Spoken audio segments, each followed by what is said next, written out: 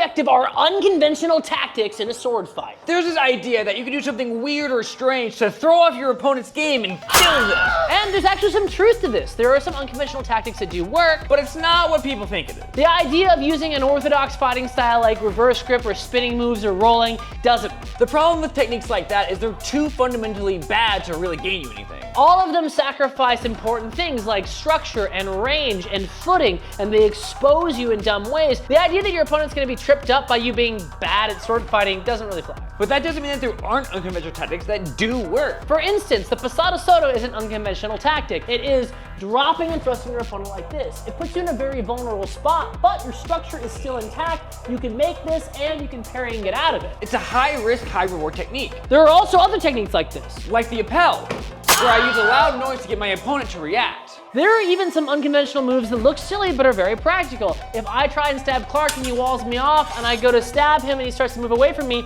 I can go behind my back to get it. The key to unconventional techniques is they still have to be fundamentally sound. If you're sacrificing your structure, your range, or your footing to try and throw your opponent off, You're not making a tactical decision, you're gambling that your opponent's an idiot.